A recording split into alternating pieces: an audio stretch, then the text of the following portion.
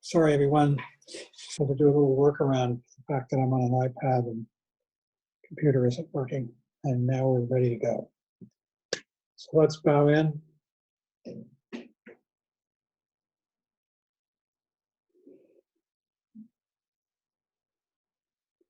welcome everyone to New York Buddha Dharma on Zoom. It's really interesting. During the time of the coronavirus.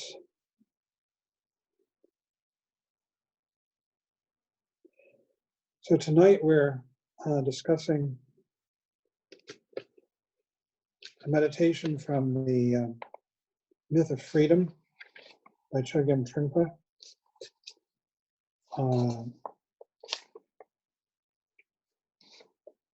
And also a second reading. They're both from the Myth of Freedom. And they have to do with ego. Now, Buddhism says that the primary error that causes suffering, human suffering, is the belief in the solid existence of I and other.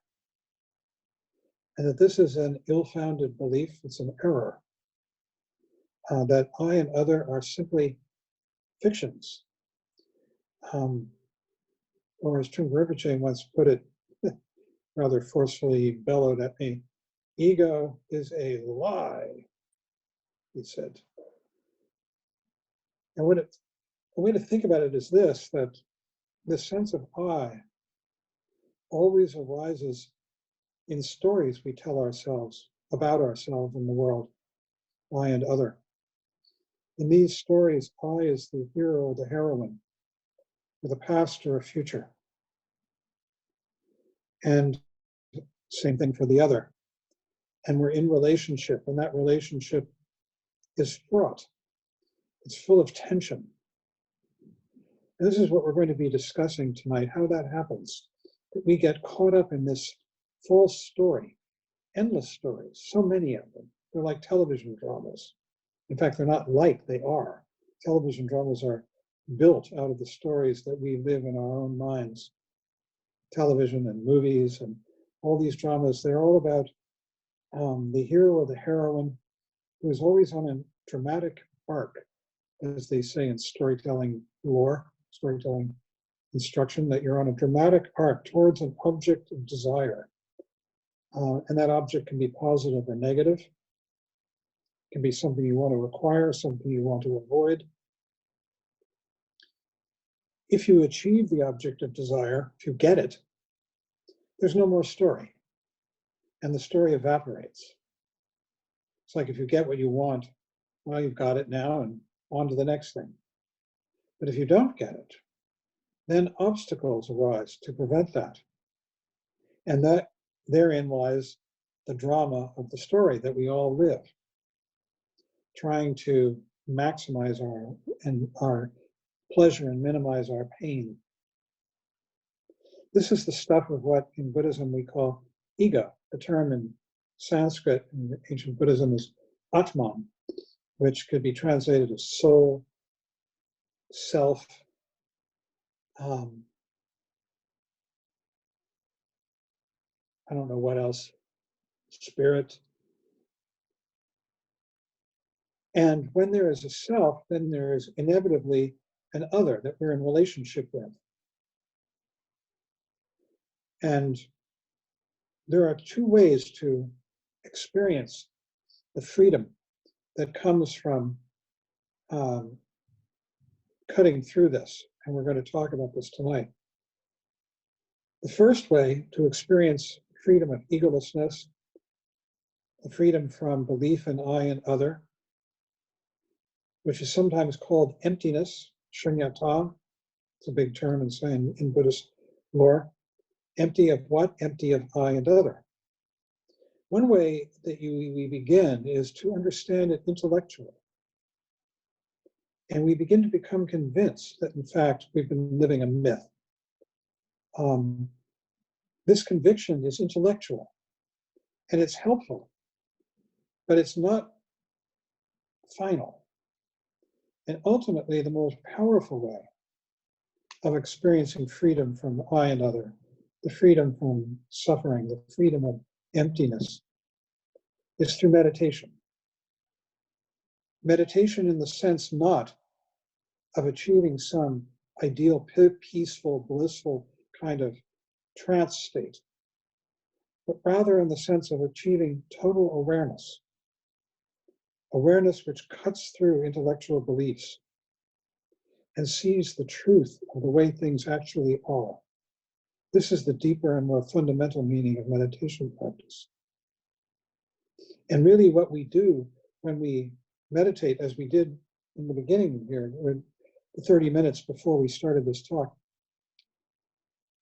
we are resting in reality.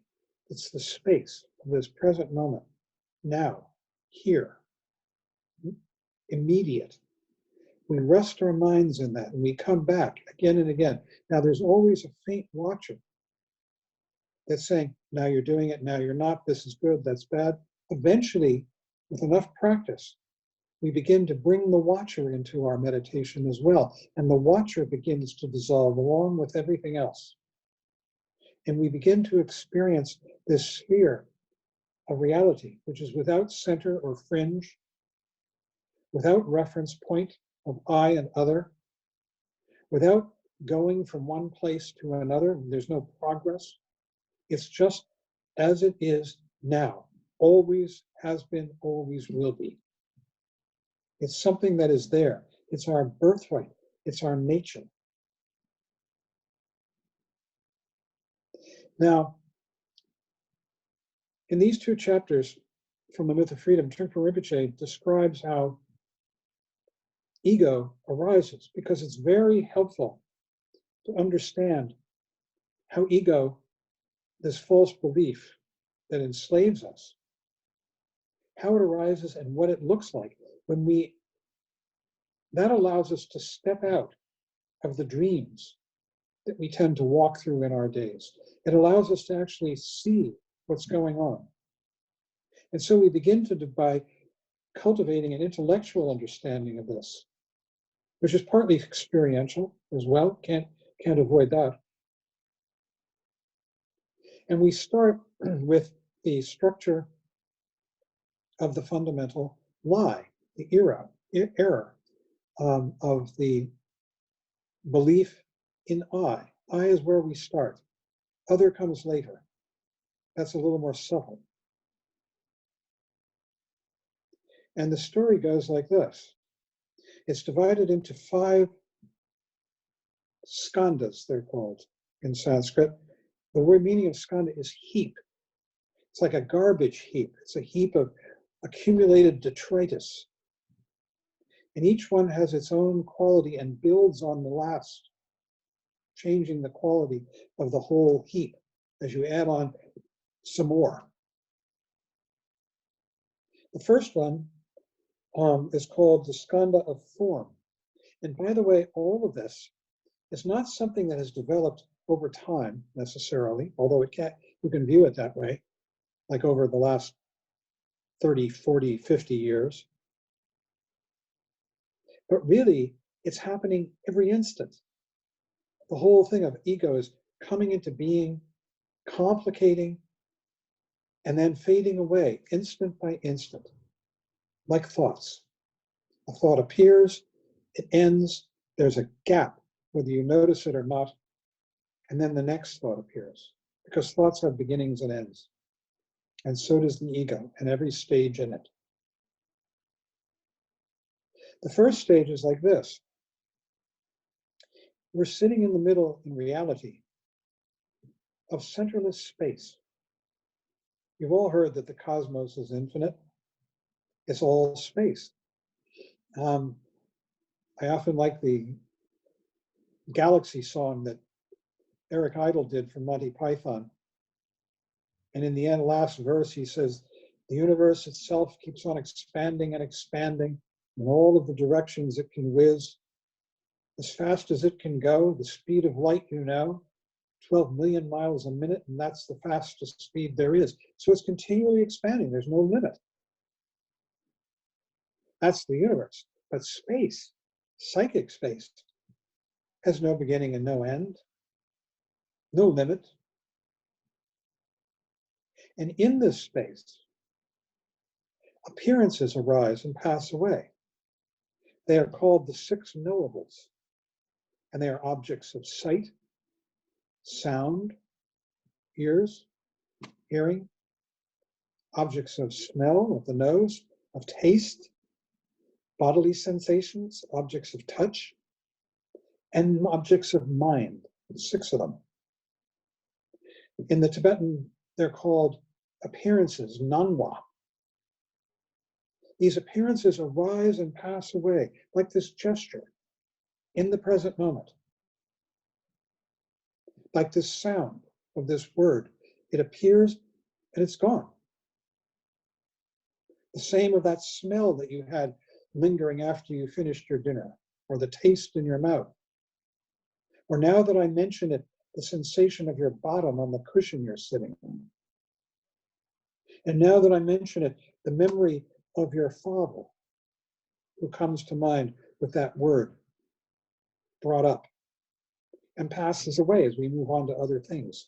All of these things are arising and passing away in the space. Space is a huge word in the advanced Buddhist teachings. In the beginning, it's called, in the Sanskrit, it's dhatu. In the Tibetan, it's ying, believe it or not, Y-I-N-G. And we are sitting in the middle of the Dharma dhatu. Dharmas are these appearances. It's another word for these appearances that arise and pass away. The space is endlessly productive. It's just all this stuff is arising from space. And it's also the graveyard into which all appearances are dying instantaneously, moment by moment. You turn your head and there's the lamp. You turn your head and there's the chair. All of these are appearances arising and passing away. Now,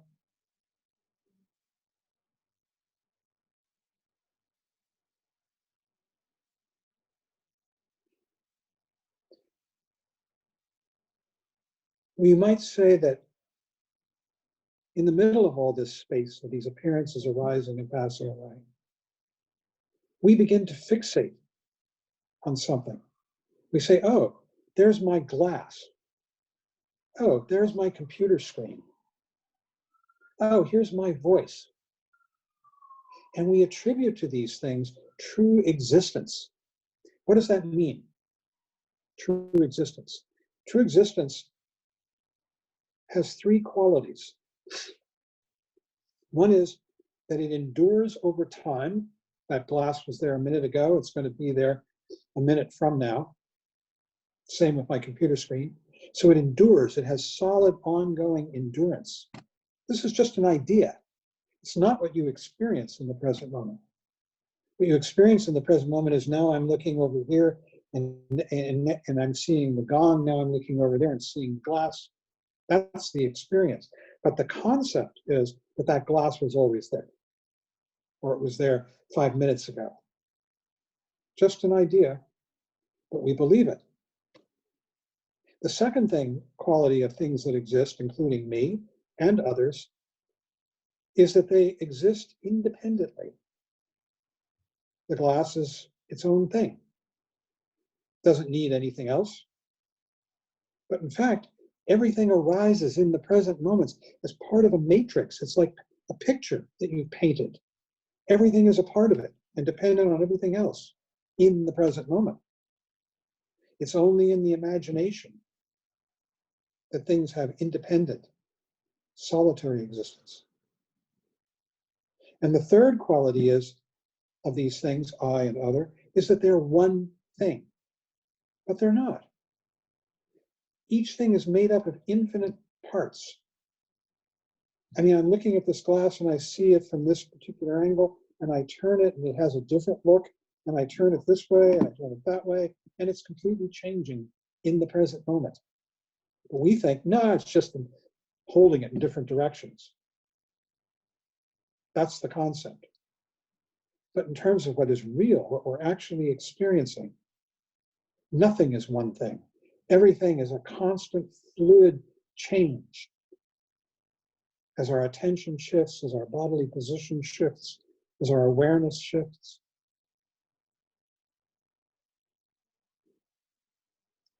But we tend to get fixated and we say, okay, here I am in this space, and there's the computer screen.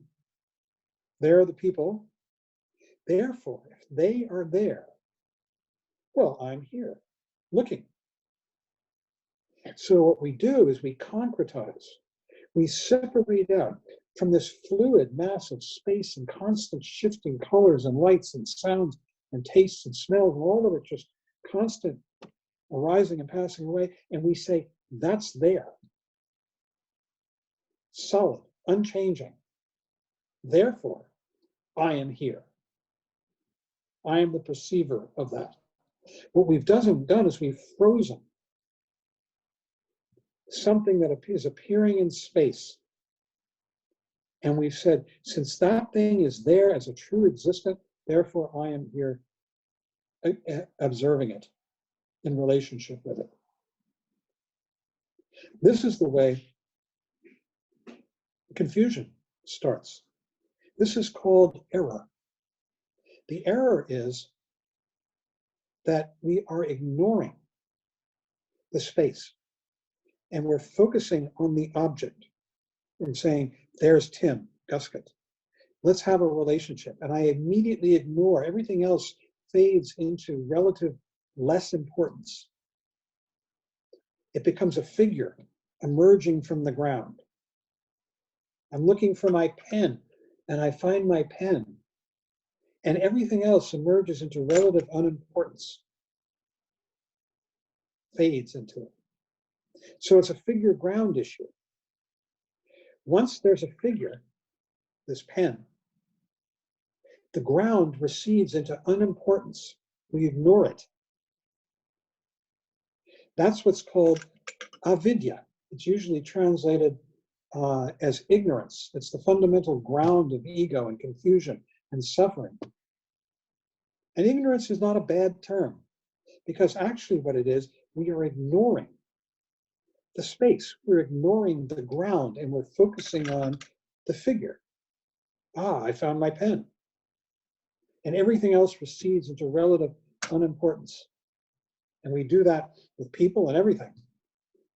We walk through our lives focusing on figures and ignoring the ground. They call this avidya in Sanskrit, marigpa in Tibetan. Both of them mean the same thing. It means not seeing. Not seeing what? Not seeing the ground. The ground is this space out of which everything is arising and into which everything is passing. It's a womb, this space, and it's a graveyard instantaneously. And we're ignoring that. We're just focusing on this thing as though it's being, ongoing. But what it's not is our awareness. Now I'm aware of the pen.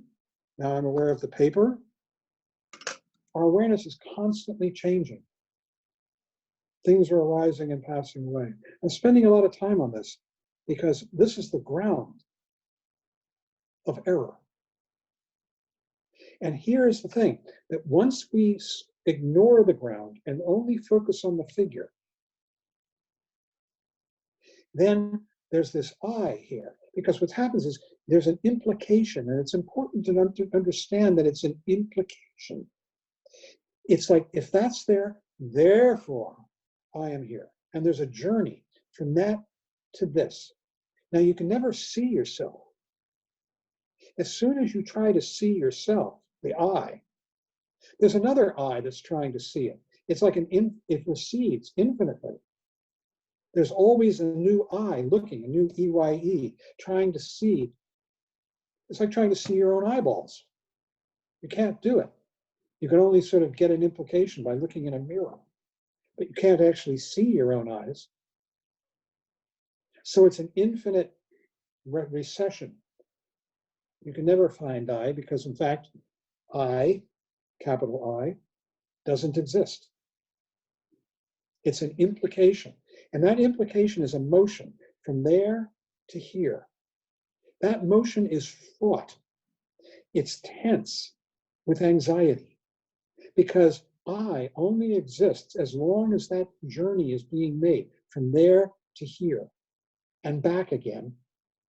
As long as that journey is being made back and forth from this imagined other to this imagined I, then we can keep this game of ping pong going.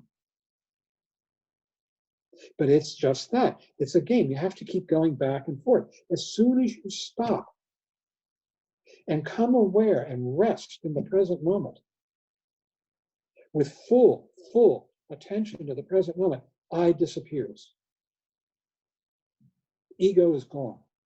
There's just this. Still, restful. That's why meditation is so restful.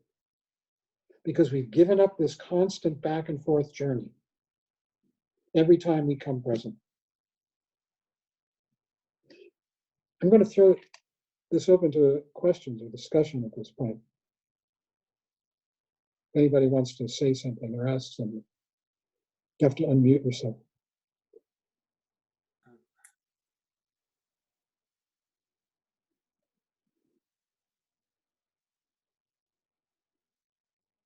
This is first skandha is called form, rupa, because it's the birth of form. I'll tell you a story once. Trungpa Rinpoche was teaching basically this and more to a group of students at the University of Colorado. And he went up to the blackboard. He was in a classroom there. Bob Luster, who was head of the Religious Studies Department, had invited him to give a course. It was 1971. Rinpoche had just arrived in Colorado. These students were half asleep. And he went up to the blackboard and picked up a piece of chalk and he drew a stick figure of a bird on the blackboard. And he asked the class, "What's this a picture of?" And nobody wanted to answer. It was so obvious. You know, it was a bird, wings, beak, eye. And so finally, one kid said, "Well, it's a picture of a bird." And Rinpoche said, "It's a picture of the sky." See, that's the figure ground game. We constantly focus on the figure and ignore the ground. We focus on the bird and ignore the sky. We focus on the clouds and ignore the sky.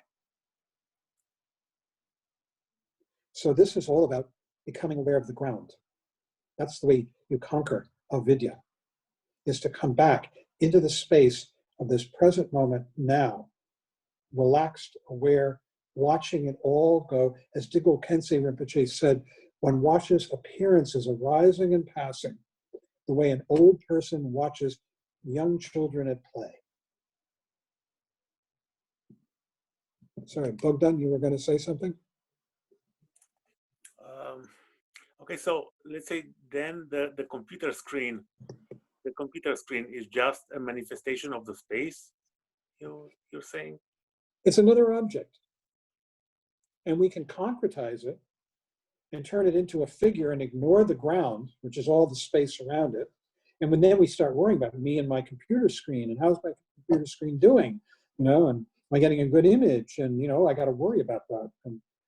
Or it can become part of the space, something that we see as we turn our heads and moves this way, that way. And we just rest in the space. And we give up the I-other relationship. Let's go on. Second skandha. Maybe this will come clearer as we go. See, the whole thing is that since none of this exists truly, it's a creation, a mental creation, a selection, the bird and ignoring the sky. Well, if that bird is there, do I like that drawing of the bird or not? It's pretty crude, I could do a better drawing of the bird.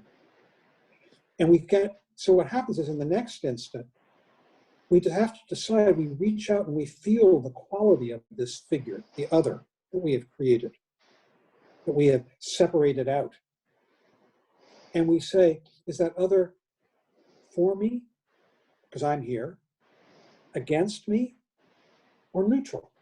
Those are the three possibilities. When you have an other out there, you can only bring it closer, further away, or maintain the same distance. These are called the three poisons in Buddhist terminology. They are, cutting closer is if you see that other as being for you, going to augment your existence, the I, buttress this myth that we're telling ourselves, then you want to pull it towards you. That's desire. If you see it as threatening to I, you want to get rid of it. That's aggression or hatred. And if it's neutral, then you're indifferent. And that's the third poison, indifference, sometimes called ignorance. It's a bad translation of the term. In Sanskrit, it's moha, which we're better translated as indifference. So the second skandha is called the skandha of feeling, that we reach out to feel the quality of this other. Is it for me, against me, or neutral? This all happens in an instant in the course of our adult lives. And then the third skandha, again, happens automatically. If it's for me, I want to draw it to me. And I do. I draw it to me. There's energy in the third skandha. It's called impulse. Impulse and perception. And if it's against me, if it's going to threaten my existence, I want to push it away. That's hatred. And if it's indifferent, then I stay the same difference. So the second skandha is you reach out to feel the quality of other. And the third skandha is you act on it. Now, all of this has the function of keeping the game of I and other alive. As soon as you stop it, it dissolves. And ego doesn't want that. Ego's got this built-in anxiety about its own well-being. We're constantly worried about me and my existence, my well-being. How am I doing? Am I surviving? When we think about it. When we meditate, if our meditation, whenever we come present and awake and aware, we give that up into open awareness. But then we get caught up in thought again, and it's all about how am I doing? I and other. Me and the virus, me and loneliness, me and my livelihood, me and whatever. I and other. And we're back into the game. See, and the whole purpose of this back and forth is to keep itself alive. It has no other purpose than to keep the game going. It's like a tennis game or a ping pong game, back and forth, back and forth. Trungpa Rinpoche was once asked, what is the purpose of fear? And he said, and this is so telling, it's the whole mechanism of ego. He said, the purpose of fear is to prove that I exist. How about that one? The purpose of fear is to prove that I exist through myself. It's a game. It's an occupation. When we forget it and we come present, it evaporates, it disappears. The fourth skandha is called samskara, which in this context is best translated as intellectual formulations. Now, let me give you an example of how that works. First of all, the first three skandhas are kind of automatic. There's no thought, conceptual thought involved, no words. You don't have words. It's just automatic sort of impulse. You know, first there's this separating out of something from the ground, then there's a reaching out and a feeling of the quality of it. Is it for me, against me, or neutral? And then there's an energetic response, push, pull, or stay the same. Those are the first three skandhas. You don't need words for all that. And in fact, when babies are born, when an infant is born, They're born pretty much at the level of the third skandha. They don't have words yet. That comes with the fourth. They're reacting impulsively. They're constantly reacting to their feelings about themselves and other. Are they comfortable, uncomfortable, in pain, in pleasure? They want the tit, desire. It makes them feel better. You know, they experience a pain, they cry. They don't want it. An infant. An infant is born pretty much at the level of the third skandha. And I always tell this story. I ought to come up with a new one, but it's my daughter. I watched my first daughter, and she was a toddler, and she was walking around in the kitchen, and she put her hand on the stove, and it burned her, and she cried. And my wife said, "Hot," and pointed to the stove and said, "Hot." And ever after, for a long time, she would toddle around, and when she got to the stove, whether it was on or off, didn't matter, she'd point at it and she'd look at me and she'd say, "Hot." Hot. She was remembering, you know, this word that told her this is dangerous. Be careful. That is the beginning and it's of the fourth skandha. The fourth skandha is we develop classifications to minimize the pain, maximize the pleasure, the feelings of the second skandha and the impulses of the third skandha. If it's a bad thing, if it has a bad word, you want to put distance between you and it. Hot. If it's a good thing, you want to draw it to you. And you might say milk. When babies learn the word milk. And mama and dada. These are things they want to pull towards them. And we build very, very, very complex intellectual systems for preserving ourselves, for keeping this game going, this ping pong game, this tennis match, back and forth, I to other and back and back and back and back, back and forth, rebound. And we build these complex systems to prove that we're here. In the fourth skandha, we develop whole phalanxes of conceptual systems. They become our soldiers, our armies. It's the way we interpret the world. You look around your room, you say, I like that lamp, I don't like this lamp. The room is too dirty, it's making me unhappy, I need to clean it. It's a whole army we've got of conceptual labels involving good and bad, for me and against me. If my room is too dirty and I have to clean it up, we don't like it. It's an attack. And then we have to go to work, which is another attack, you know, more or less. So that's the fourth skandha. And we develop very, very complex, sophisticated, all the way up to the works of Heidegger and, Leibniz and Western philosophers and the Buddhist philosophy and theologies and complex political systems, Republicans and Democrats. And it's all a way of trying to order the world to maximize happiness, pleasure, pain, pleasure of I, and minimize the pain and the threat to I.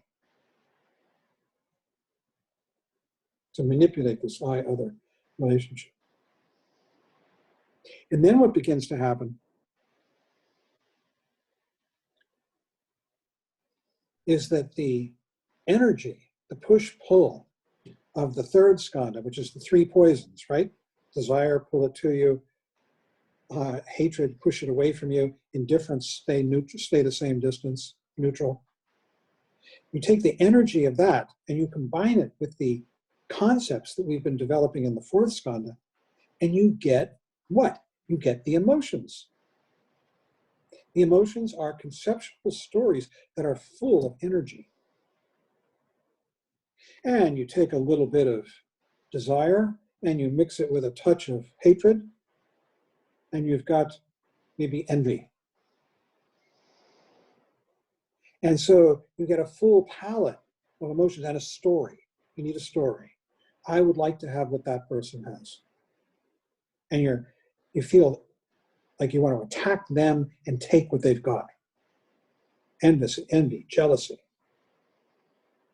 And these are the full-blown emotions that arise at the fifth skandha, along with a complete proliferation of thought, depending on you, how much, and your style.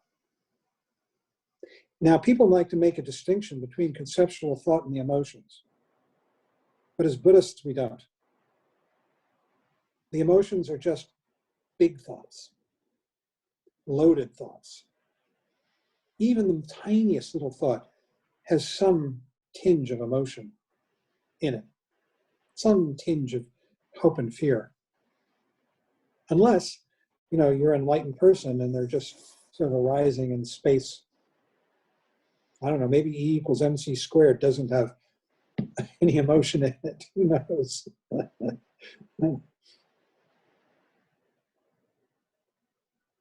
But certainly, gee, I'd like some ice cream about now. There's emotion in that. Simplest little thought.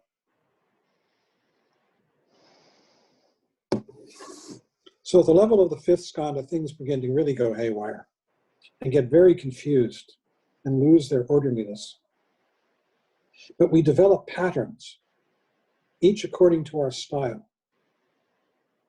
And these are what are called the realms. This is the second chapter that we dealt with tonight. And what the second chapter is all about is the different emotional styles, which are the full-blown products of ego fully developed, that we can experience in our lifetime as confused, unenlightened beings. There are 3 levels for understanding these. Let's take one. Let's take the hell realm. The hell realm is the realm of aggression, hatred, fear, because aggression and hatred are always response to fear. Fear for what? Fear for me, for my survival, ego. It's this back and forth. Remember what the purpose of fear is, right? To keep I alive. To keep the game going. That game has a feeling of inertia. You don't want to let it stop. There's a fear of it stopping, a fear of the silence. So at the level of hatred, you regard other as a threat, as enemy, as something inimical to your well-being and your continued existence. And you want to kill it in one degree or another. You want to destroy it. You want to get it out of your realm of existence. You want to push it out. And hatred is full of heat, fire, fear, pain. There are 3 ways that this works in our lives. And this is true of all of the realms. We're only taking one realm now, the hell realm. The 3 ways are this. You're walking down the street and someone attacks you with a knife. And instantly you feel fear, hatred. You want to get away. You want them to get away. You'd like to destroy them. You'd like to flee. And then it passes. The cop shows up, person disappears, taken away. You can breathe a sigh of relief. That's one way in which you experience the hell realm in a flash. For a short period of time, it comes and it goes.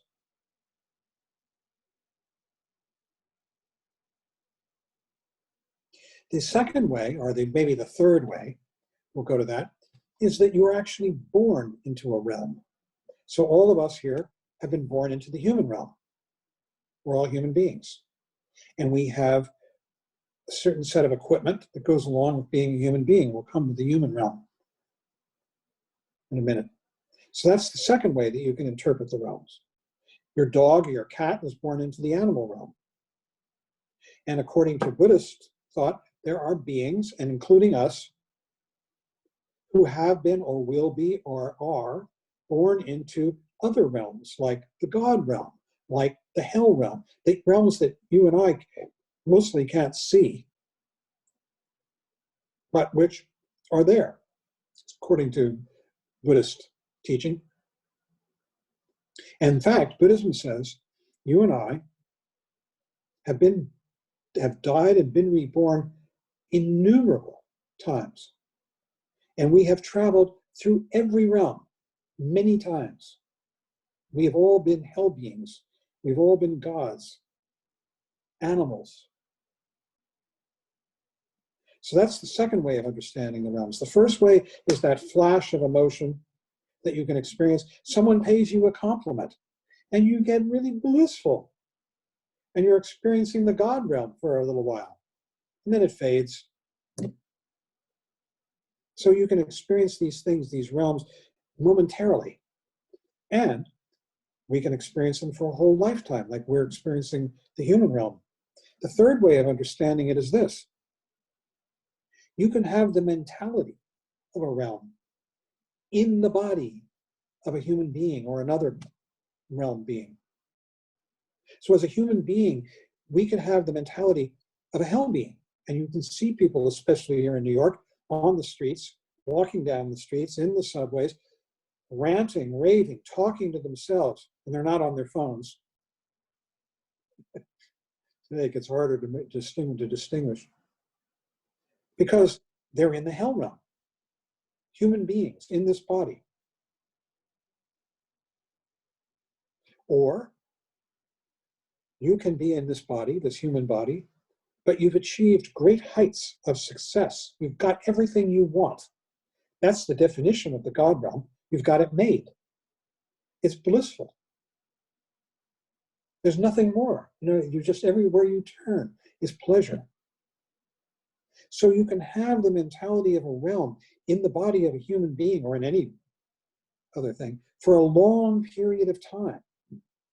And we tend to stay in these psychologies for long periods of time, maybe our whole lifetime, or maybe just some decades of our lifetimes, because they can wear out too. So the three levels of understanding the realms and how they apply. One is that you're born into it. Second is you can experience it in a flash, and then it's gone. And the third is the neurotic mentality that constantly sort of is the underlying ground of your neurotic life. It's your habitual mode of response to the world. It's not there all the time, but it's kind of your go-to. It's where you come back to. And many of us are born in a human body and have the mentality of a human being, which is, by the way, is the best realm to be born into, both in a body and psychologically. Why? Because it's the only realm in which you can pursue the path and achieve enlightenment. In every other realm, the conditions are not suitable to treading the path of Dharma for a variety of reasons. In the lower realms, that's the hell, hungry ghost realm, and animal realm, they're not suitable because there's too much suffering. You're too focused on the suffering. You don't have the time, the luxury of sitting down and doing nothing. Watching your mind, watching your breath, studying the Dharma. You're too consumed with the very essential prospect of survival. Pain. In the upper realms, the jealous God and the God realms, and there are multiple God realms, there's not enough suffering. You're not motivated to tread the path, especially in the God realms. It's very pleasurable. It's like being on permanent vacation. It's only in the human realm that we have the proper mix of suffering and pleasure that, and relief from suffering that allows us the time and the leisure, the opportunity to practice the Dharma. There are other reasons as well, and they have to do with more esoteric teachings of Buddhism, having to do with the subtle body, channels, chakras, the energies that move through the channels, the winds, and the essences, the bindus. Only human beings have the complete set which is necessary to tread the path to enlightenment.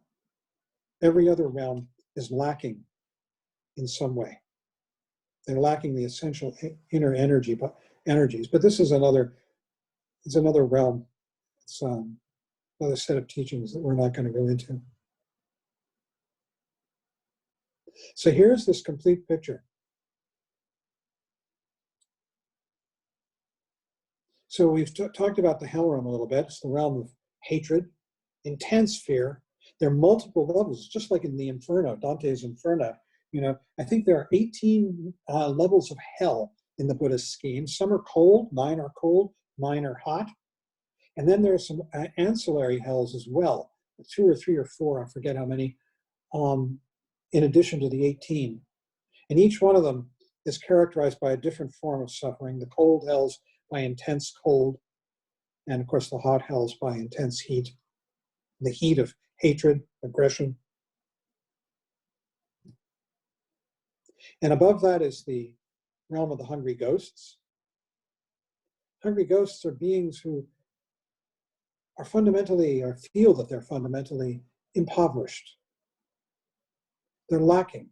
They don't have what they need, what they want.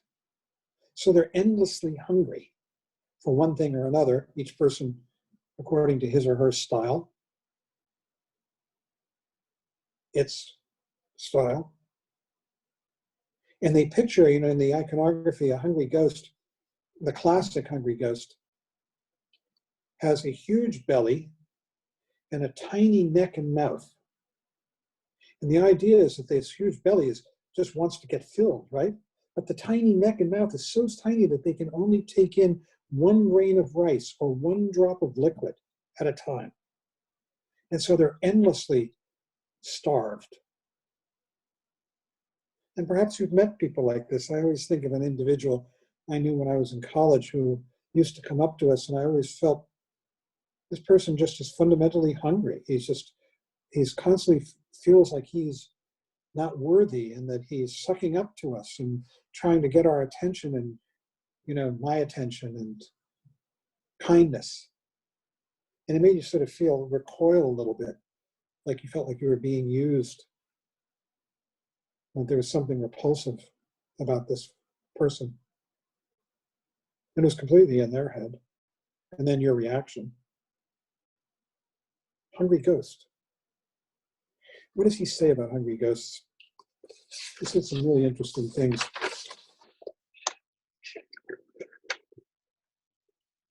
Symbolized by a pig. No, that's the animals, right? It says, the more you eat, you constantly feel like you could throw up and be hungry, wish you could be hungry again. You're a constant consumer, constantly hungering for new entertainment. Entertainment feeds ego, keeps it alive, including hunger. Hunger is another form of entertainment. Suffering is a kind of entertainment. I'm here, suffering. You feel poor, you're fundamentally poor. And you're preoccupied with expanding, becoming rich, consuming, the hungry ghost. And there are a lot of different varieties of hungry ghosts. And for your amusement, in the traditional teachings, they say that hungry ghosts, they're invisible to you and to me, but that they live in rooms up in the corners of your room up here, in colonies. And they're as oblivious of you and I as we are of them. That's funny, huh? Animals. Of course, the predominant emotion of the animal is stupidity. And there's a comment here. It's very hard to see your own style and very useful to do it. See your own particular realm style. And the only way to do it is to begin to observe your own thoughts and mental events as you meditate, perhaps, without judging them. Constantly we're judging. We're saying, oh, I'm having a thought again, I'm a bad meditator, and you try and squash it. Don't. Just see it. You come, as soon as you come back from the dream, you're not dreaming anymore, and see that thought with some interest, some curiosity. It's so hard to see our own realm patterns, and so useful, because it's a wake up to see. We begin to see ourselves as others see us. My friend in college, I'm sure he didn't see himself the way we saw him, as a hungry ghost. So animals, very serious. They don't smile, they don't laugh. Animals don't laugh. Ever see an animal laugh? Ever see a pig laugh? They play deaf and dumb. They just push ahead. Very limited range of response to the world, as opposed to human beings. We have just endlessly subtle range of response. We like that little shut of the feet, 69, and the pig just eats whatever comes in front of its nose. They're extremely stubborn. They can be skillful and ingenious, but with no humor. So the essence of the animal style, he says, is to try to fulfill your desires with extreme honesty, sincerity, and seriousness. You're like a tank that rolls along, crushing everything in its path as an animal. Some animals are smarter than others, but none of them approach human beings. Human beings are the most intelligent of all the realms, that human realm. That's the realm of passion. Passion in the sense of appreciation of the phenomenal world. We like this particular Chagall better than that Chagall. We like this particular sweater better than that one. We like the color better and the texture or whatever. There's endless refinement. We're very selective. And we admire others who are even more selective and more sensitive to the world than we are. The essence of the human realm, he says, is the endeavor to achieve a high ideal.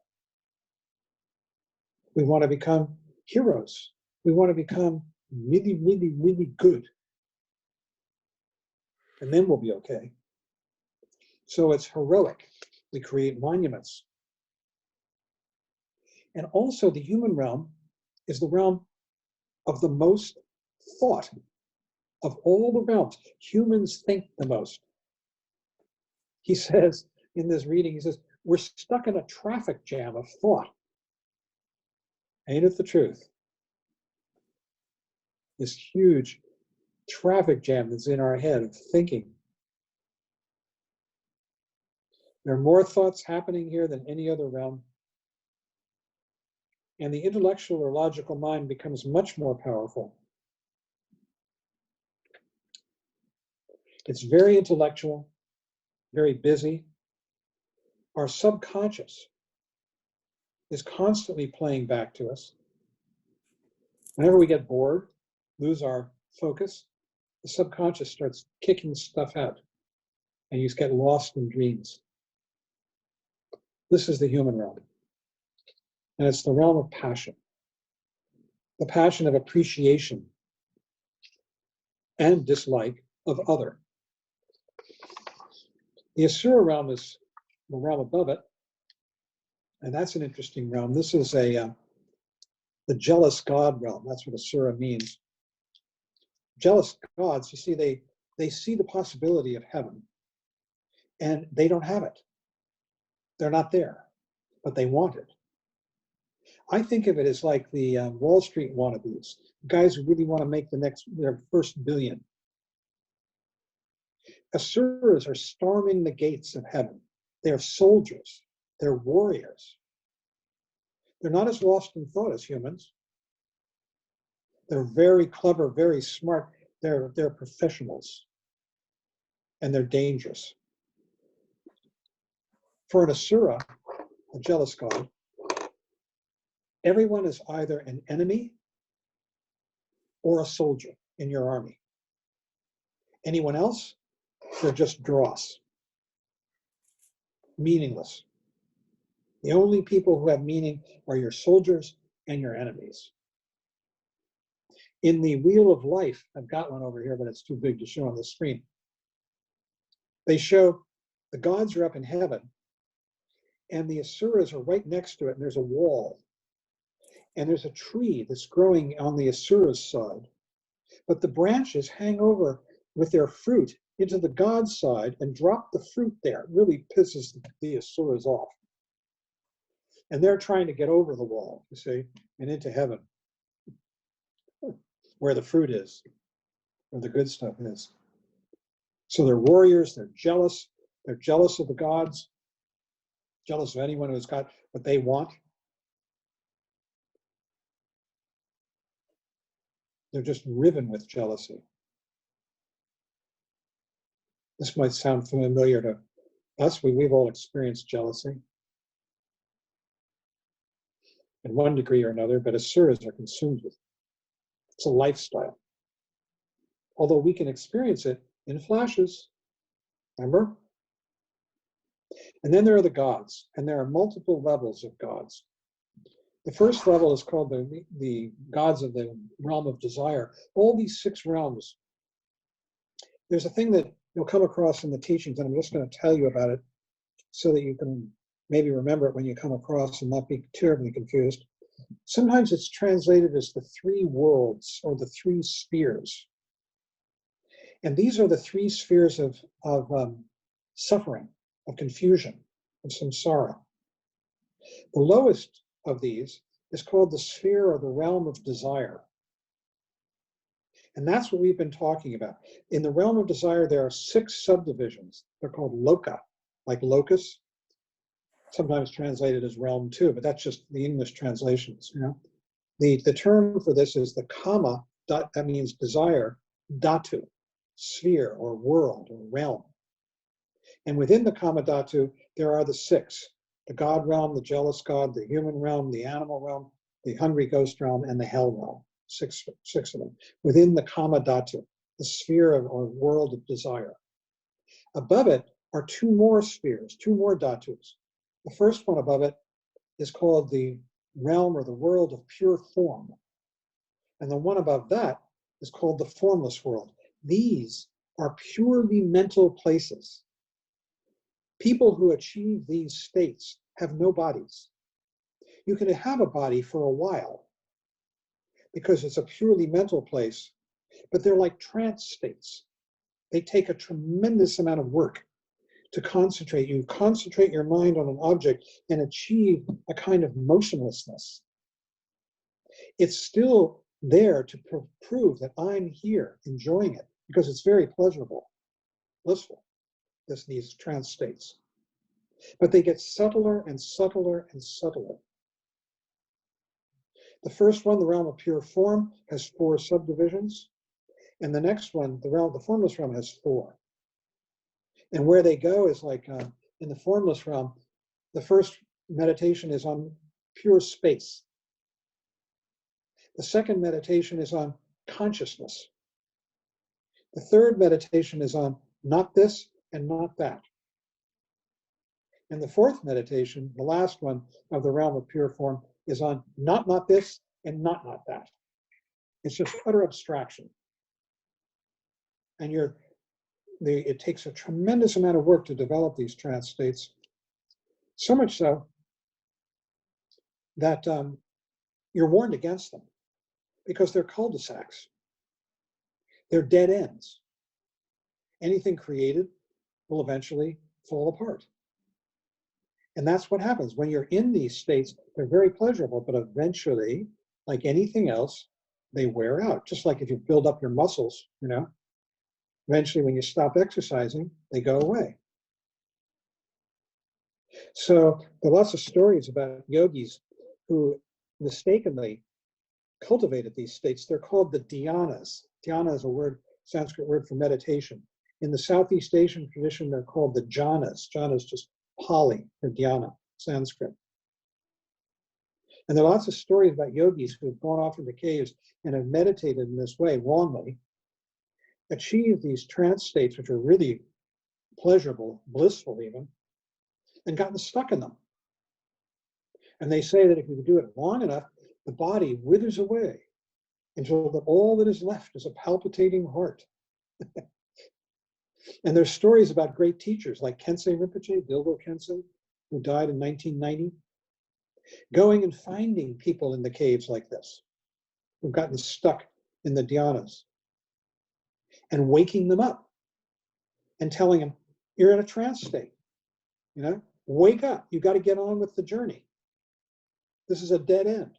And the danger you see in this is that if you stay in them long enough, eventually, it will wear out. It may take eons.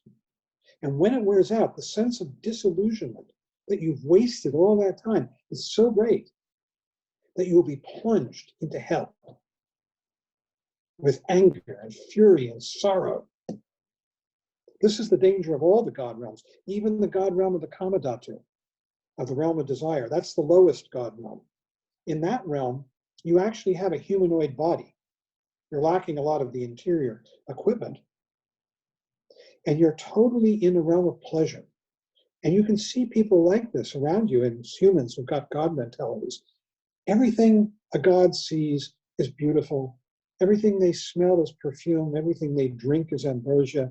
Everything they eat is wonderful ambrosia, and everything they drink is nectar. They make love with a glance instead of the messy way we humans have to do it. And the problem with being in the God realm, it takes a lot of work to get there. And then you tend to stay there for a long time, long time. Although, like any other time, it just goes like that, right? I mean, think about your life. Those of us who are old, it just went like that. And that's the same for the gods. And when it begins to go, the God realm, they begin to smell. And the other gods begin to avoid them, because it's scary to watch this person begin to corrupt. And then eventually they fall. And the fall is very painful. The loss of the God realm, the disillusionment, the regret. And you can fall all the way into the hell realm, intense suffering. So it'd be very interesting, don't you think, to observe your own thoughts as you meditate with a view to trying to understand what is my dominant psychology, which realm? Maybe you're a human being, in which case your dominant psychology would be all about that rare vintage wine, the appreciating this art rather than that art, subtle degrees of passion and appreciation. Or maybe you're a jealous God, trying to storm the gates of one kind of heaven or another. Maybe you want to get rich. Maybe you want to get famous. Maybe you want to be loved. Maybe you want to be a movie star. Who knows? Everybody has their own little versions. Maybe I'm an animal. Maybe all I want to do is just plod along and eat whatever comes in front of my face, and I don't want to be bothered on any of the subtleties. I'm just as happy eating at McDonald's as I am at the Four Seasons. Whatever.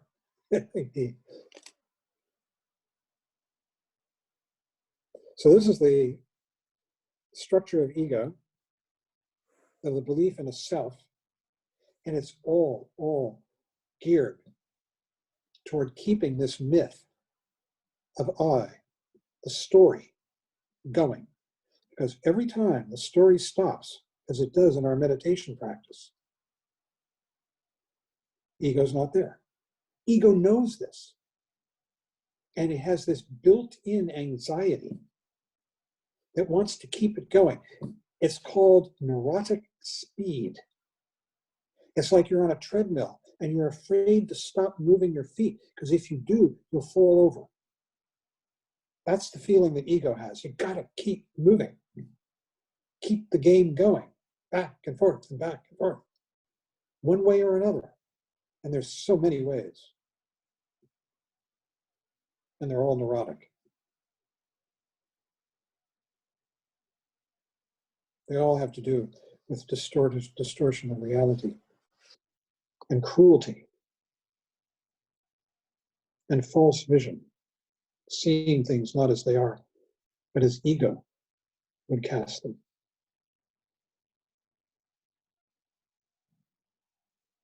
And so we practice. We come back to our meditations, cushions, we sit, watch the breath, rest in space, cultivate awareness of everything, everything. Do not push thoughts away. That's another strategy of ego. Do not struggle to have a better meditation. That's another strategy of ego. Ego wants to be a great meditator. Ego wants applause for how good a meditator it is. But you see everything. Everything. The watcher, which is ego, hangs on more and more subtly as we go along the path. And you allow that. You see it, you allow it, you let it be. Because if you try and get rid of that, that's ego too. Just let it be. And it fades. And we slowly, as Trungpa Rinpoche said, shift our allegiance. We shift it from dream, the dream of ego, the back and forth, the game, the anxiety, to reality, to resting in this present moment, to coming back, the gaps, you call them. And it takes repeated practice. It's like water dripping on a stone, wearing it away. So the injunction is, if you can, have a regular practice every day. The more the better, but even 5 minutes is terrific. Because when you sit down, you're making that gesture of giving up entertainment. Entertainment is for what? To keep ego going. And every time we sit down, we're making that gesture of coming back to reality. And that's hard. That's getting off the treadmill, letting go of neurotic speed. So that's it. I really recommend these chapters. They're great. Bogdan, you have your hand up. I can see this. Wow, it works. Yeah, I had it for a while because I wanted to ask. You were talking about the Hungry Ghost realm, right? Yes, I've unmuted everybody. Yeah, and I wanted to know if human beings can experience. Can what? Can see them? No, can experience this state of Hungry Ghost, like let's say, like a narcissist, right? Who needs always, like, who needs always the narcissistic supply and the approval, how good the person is. Do you think that it's a form of manifestation of a hungry ghost? A narcissist? Yeah. Depends on the style. If the narcissist is driven by a feeling of belief in their own poverty, absolutely, they're a hungry ghost. But a narcissist could be a god, just full of themselves. Marie Antoinette, let them eat cake, she says. Can't identify with the suffering of the common herd, Could be a god, could be a narcissist. You can have narcissists in a lot of different styles, I think. I think of the pigs in George Orwell's 1984. All animals are born equal, but some animals are more equal than others. Yeah. A famous line. Narcissistic pigs, I mean, it's just a matter of, the narcissism is about me, whatever style I've got. There are people, by the way, who supposedly can see these other realms. I'm not one of those. I just see human beings and animals. But they say that a lot of great teachers can. And in fact, there are Buddhas, enlightened beings, who travel through the realms for the benefit of sentient beings. And if you look at the Wheel of Life, which depicts the realms, the 6 realms, there's always a Muni, that means a sage, not always, but often, right outside the realm, ready to help the beings in that realm, in the hell realm or in the God realm or whatever. And the phrase for this is that all sentient beings, that sentient beings are us, the confused people. That's what a sentient being is. All sentient beings find the teacher, the Muni, the Buddha, that they need according to their needs and obscurations. That's the phrase. According to their needs and obscurations. What you can see and what you need, what you can't see. And that determines you find your teacher. In all beings, especially in the Great Perfection teachings, which are the highest of them all, they say that all beings are moving inexorably toward enlightenment. But it just can take a long time. Eons. Thank you.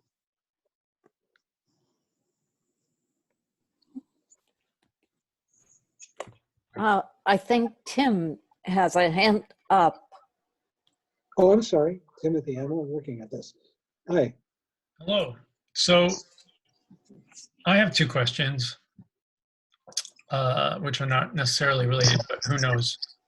So first of all, existing without the anxiety that you described in the 3rd skandha sounds really appealing.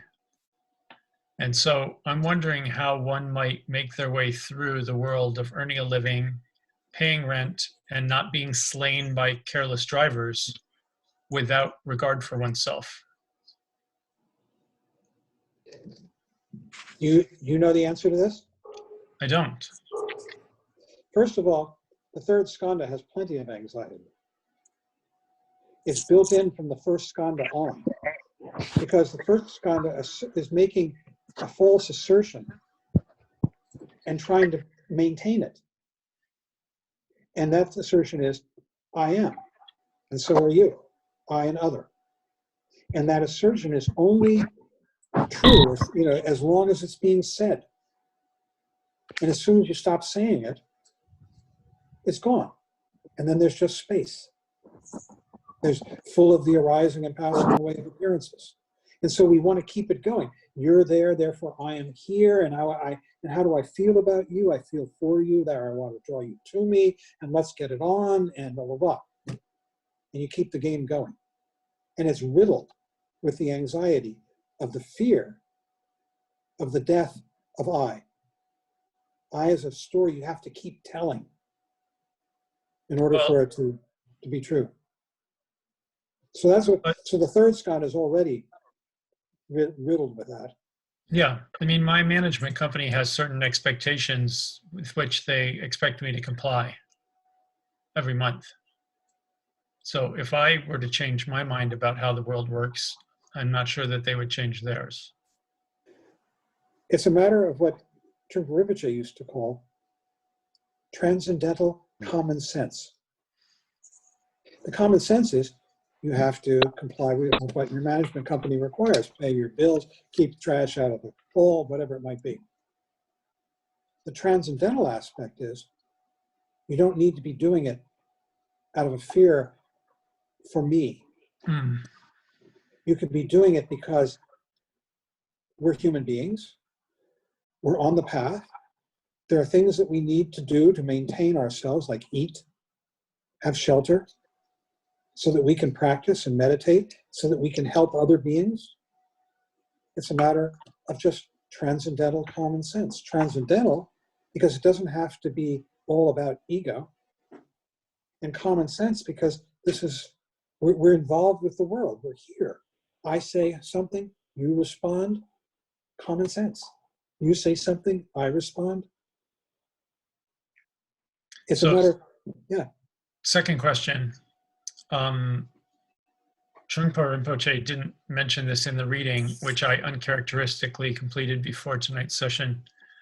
But I'm guessing that the human realm is the only realm that contains altruism.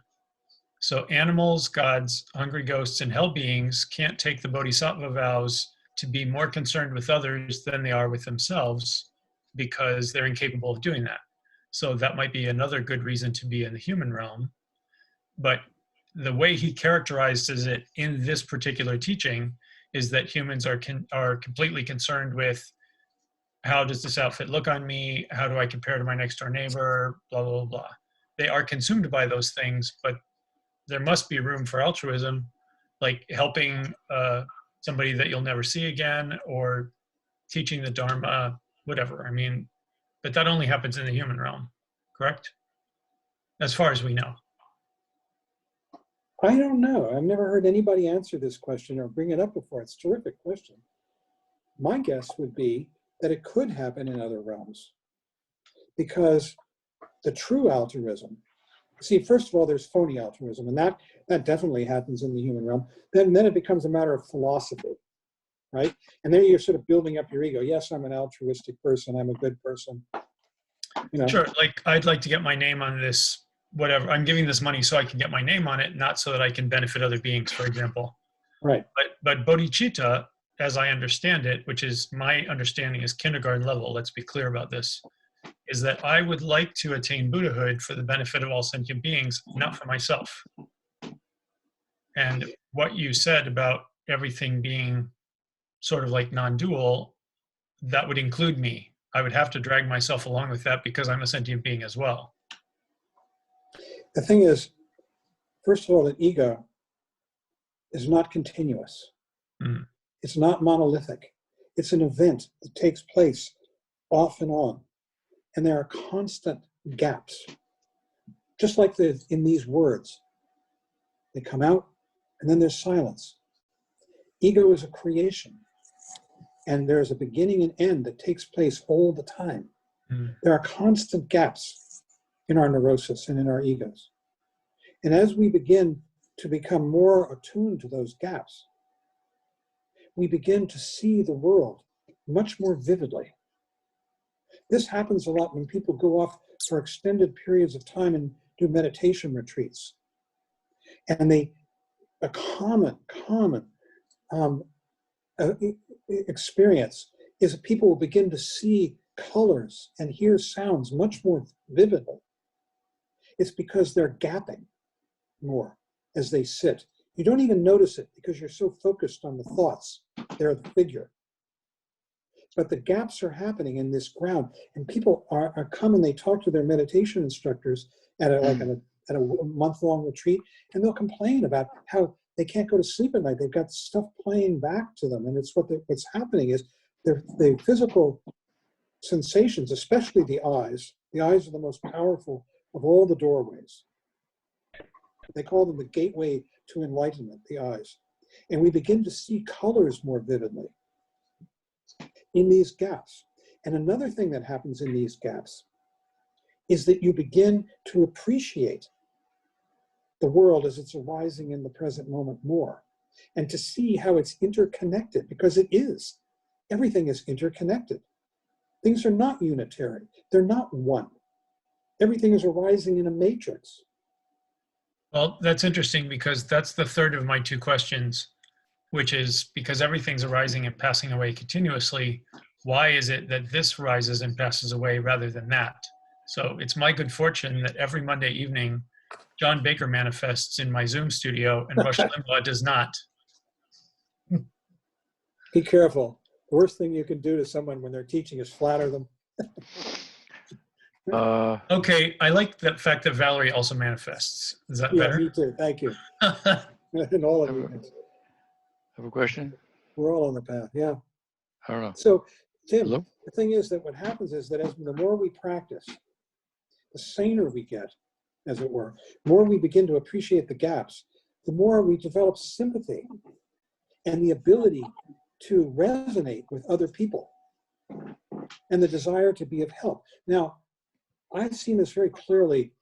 You know, when you're trained to be in the helping professions like psychotherapy or coaching, one of the trainings you get is how to listen to another person.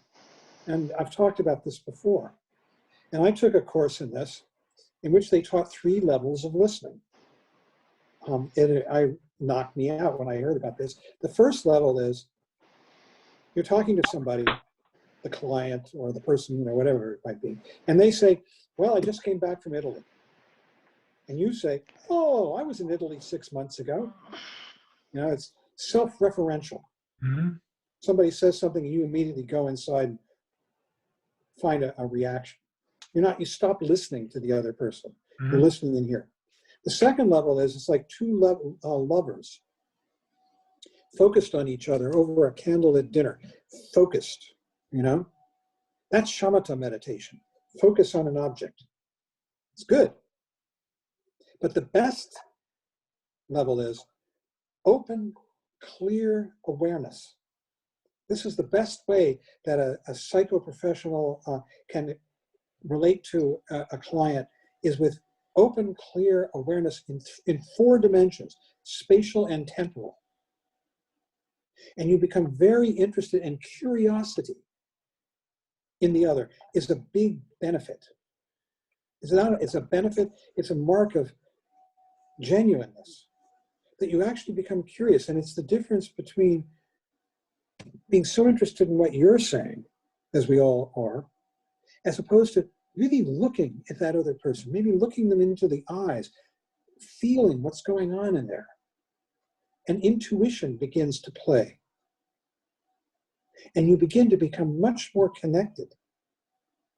And they say that what begins to happen as a person begins to advance in their meditation, they become so much more sensitive to what's going on in the world. They become very intuitive about other people. And also, it's like you begin to have intuitions about what's going to happen. Odd coincidences are appearing right and left that defy logic or reason, because connections are beginning to get made that aren't when you're self-absorbed. So I have 2 responses to that. Number one, I'm pretty confident in asserting that your meditation experiences of retreat experiences of a magnitudes greater than mine. But when I was up at the IMS, what I noticed in silent retreat was that the smallest gesture of kindness towards another being assumed an enormous magnitude that it doesn't in everyday life. I think it's because all the rest of the noise is kind of like tamped down somehow, and so it really shines through. Also, you're not allowed to talk or make eye contact, so just holding the door open for someone, sometimes their reaction is like unbelievable. Second one would be That's that beautiful. I've had experiences when I was running, which is not really happening anymore, but when I was running with another person, of intense feelings of connection with the other person. People have told me like really interesting, really intimate things for no reason at all. But I speculate that the running kind of like shuts off the ego process that you're talking about. I mean, I also know that you used to run, but when you're running, there's like concern with not running into things and not falling down and whatever. And ideally it just becomes running. Like it's not Tim running, it's just running happening. And then when there's another person next to you, there's like a really interesting connection. So That's beautiful. That's true. Thanks for that. That's, you know, what's that guy? I can never remember his name. The Polish guy who invented the concept of flow. Mihaly, unpronounceable last name. Yes, Mihaly, yeah. Something. And he developed this concept of flow among athletes, and that athletes get into a zone and they completely forget about themselves. Well, you got the book. Of course I do. Of course I do. Of course he does. And that you get into this zone where the athlete loses self-consciousness. Mm-hmm. And this is where they achieve things that they couldn't achieve otherwise, because they're just totally relaxed. I climbed technical rock for years, and I used to watch. Some climbers were so brilliant at the way that they could move and just flow across the rock with not a trace of self-doubt. Self-doubt is the, Trungpa Rinpoche once said, it's the Buddhist version of original sin. Mm. It's where everything starts to go to hell and continues. Well, Now, I want to say one last thing about this idea that, you know, because I've done so much meditation, I'm going to be better than you. There's a whole thing in the Buddhist teachings about how you rank practitioners. And one thing is, you can't do it. None of us have the insight, or at least I don't, you know, it takes a great Buddha to be able to do that, maybe. And what they say is that some people will take many lifetimes to achieve enlightenment. And others are what are called, there's a range in between, are what are called instant realizers. And what these people are people who have practiced so much in previous lifetimes that all they have to do is hear the words, and instantly their minds open and they achieve enlightenment. And then there's everything in between. And none of us know what we are. that's very kind of you, John. It's not. What It's the I truth. meant was that your variety of retreat experiences would probably be more than mine, because I've been on 2, and I think you've been on more than that. Yeah. John, Yes? how do you I don't know how to put my hand up. I That's just okay. wanted to mention that This Tony? yes, it's Tony. Humor and insight sometimes have been very helpful in these different sorts of realms and circumstances. I remember reading, was an interview with Leonard Cohen before he passed, and they said, the question to him was, why did you give up your career and stop recording and go on retreat with your Buddhist teacher for 5 years into a monastery? Why did you do that? And he said, on any given day, my mind resembles the waiting room at the DMV. That's what Cohen said, which I thought was the most sort of brilliant metaphor for an incredibly discursive mind. You know, it made me laugh really a lot. So I noticed also in the readings that we did, there was a mention of humor. So could you speak to that just for a moment? I mean, how humor may, alleviate some of these. I know Chogyam Trungpa Rinpoche, who you quote often, had a lot of humor as well in the sorts of the things that he said. You know, what was it last week you said about be happy, or I forget what the exact 2 words were, but Cheer up. Cheer up. cheer up. That's it. Cheer up. Yeah, cheer up. So, could you speak to what humor may do here in these particular situations? I'll tell Humor you what me. he said. This is actually getting into the realm of very advanced teachings.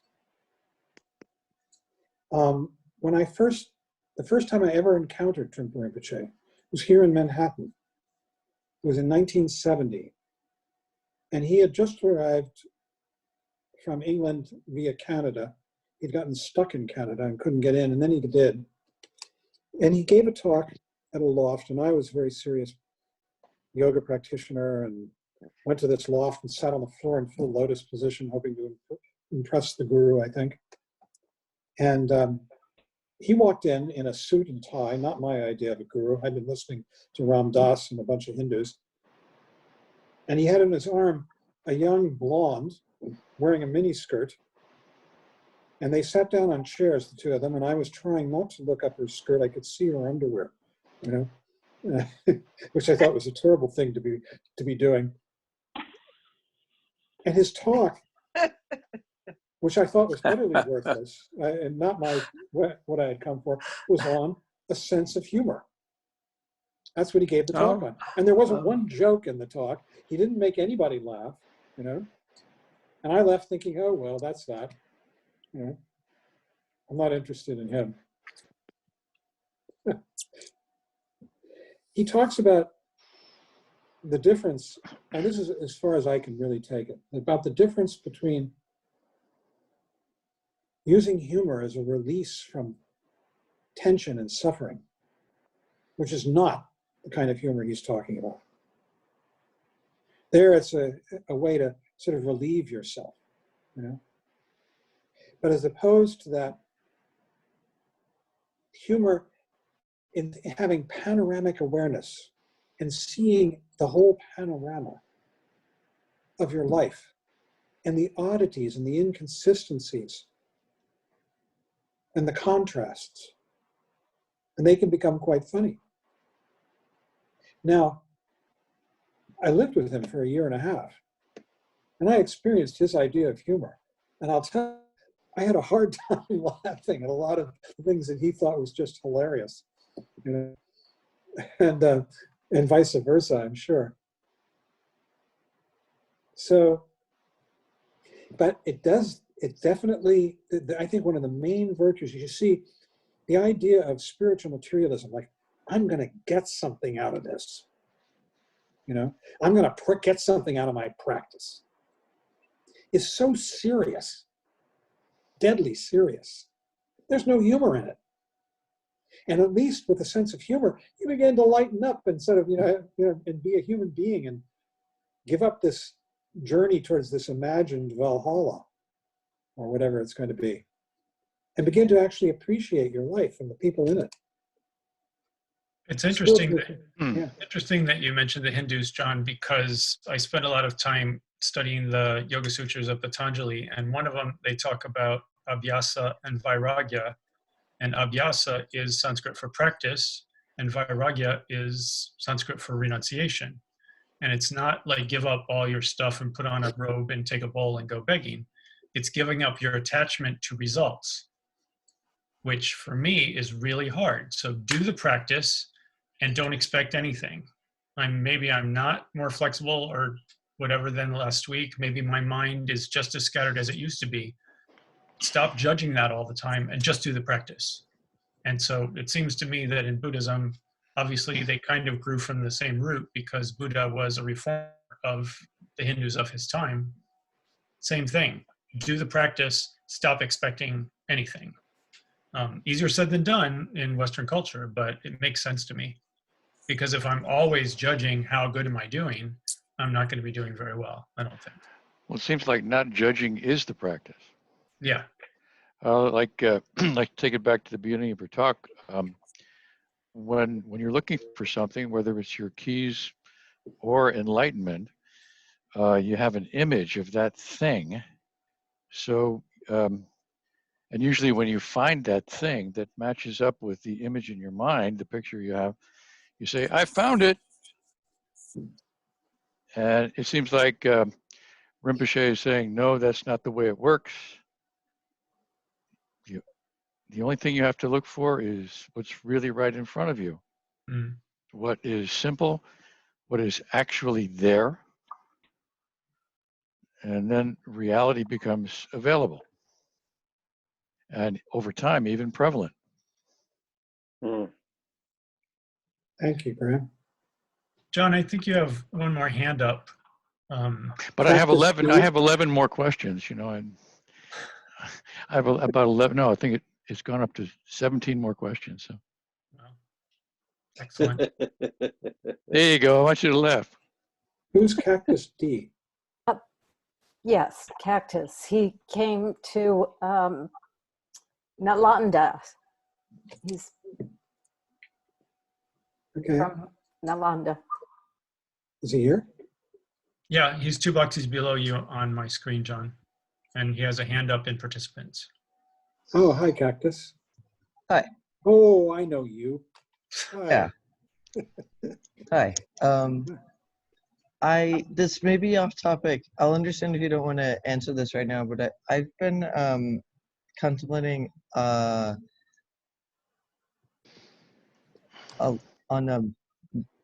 like material bodily existence as dependent arising, and I was wondering if you had any thoughts on that. I'm not quite understanding the question. Well, okay. My understanding may be different. I don't know, but my understanding right now of dependent arising is that basically everything is dependent arising except for what's real. And what's real is just, you know, it's your inner Buddha nature. And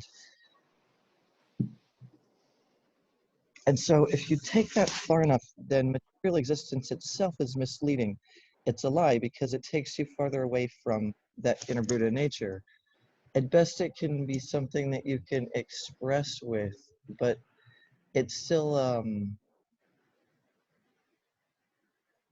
not that unlike looking at a mirror to see yourself, kind of, you know, like there's something in the way. And I find this really confusing, and so I don't know if I have. And anyway, so I was wondering if you had thoughts on that. That might be too off topic. No. On the one hand, you could say that this existence that we've got is the product of our confusion. But on the other hand, it's also the means for our enlightenment, our awakening. And it becomes a matter of, I think, learning to appreciate, to love our lives with compassion and clarity, including our own bodies and our everything around us. Compassion meaning that we appreciate things for what they are in their own right, rather than wanting to change them into some preconceived something better. There is no better. But we can actually try and come to appreciate things as they arise in this moment, in all their beauty and ugliness, pain and pleasure, as being fundamentally worth being here for. And in doing that, we develop, that's the real meaning of compassion in the Buddhist sense. And we can also begin to see these things of our lives stripped of our judgments. Our judgments all have to do with getting something, getting somewhere for me. And when we begin to strip that away, we can begin to see things as they truly are in their own right.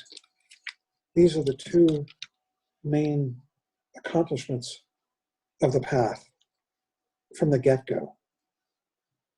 And it's what could be more worth doing than learning how to see the world as it truly is, all of it, every bit of it, from the dog shit in the street to the coronavirus to the beauty of a Himalayan peak, and to having compassion for it, meaning that you don't want to change it for me, that you are willing to respond to it appropriately in a way that's helpful for yourself and for others.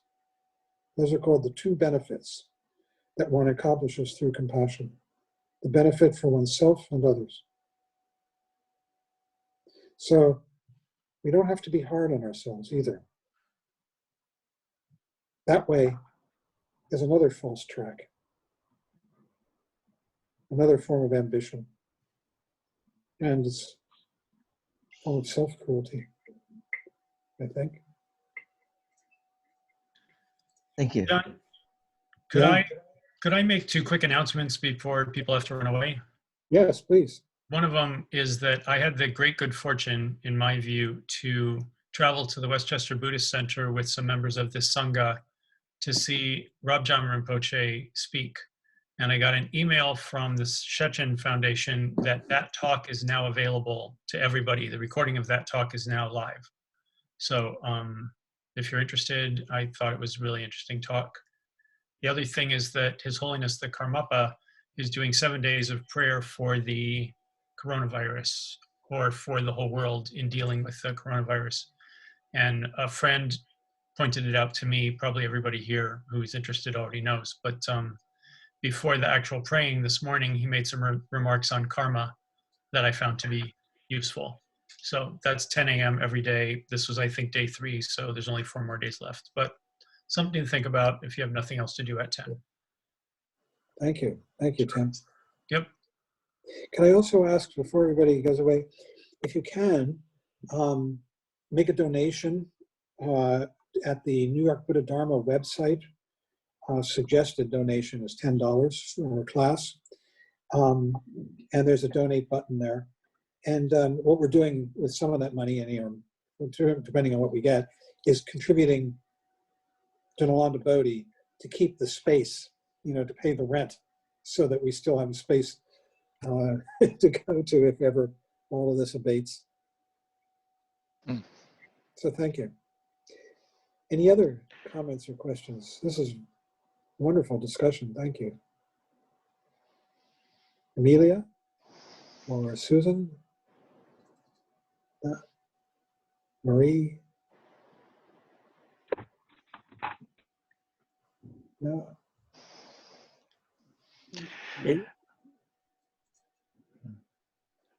No? Well, It looks like deja vu all over again. Yogi Berra. And one of his famous lines, maybe sort of appropriate, his wife once asked him where he'd like to be buried when he died. His response, surprise me.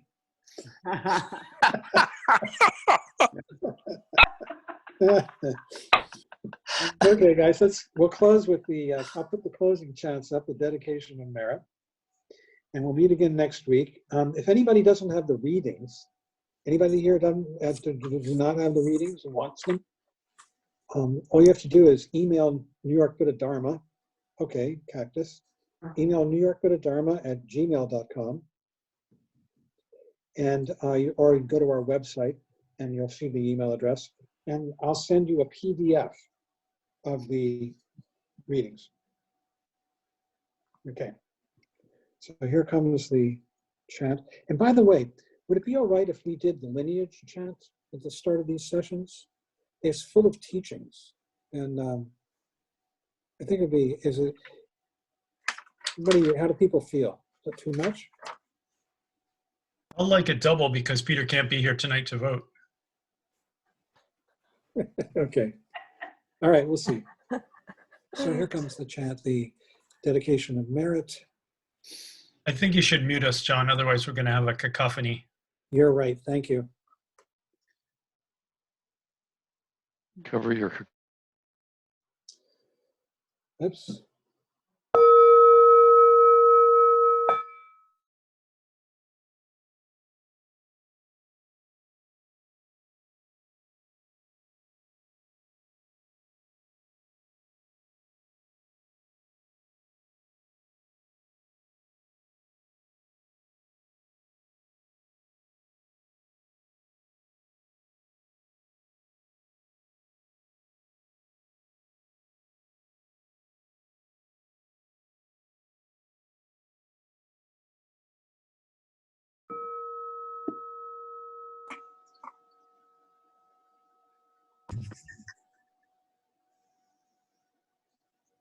Thank you.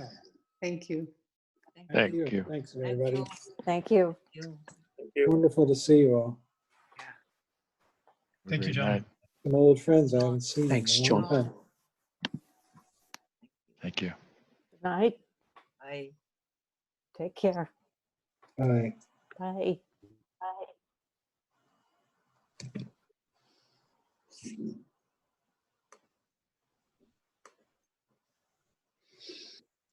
Okay. Wow, 14 chants.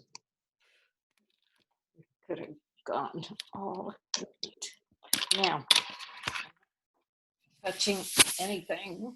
Can you stop the recording, please? No. Nope. Okay. Show.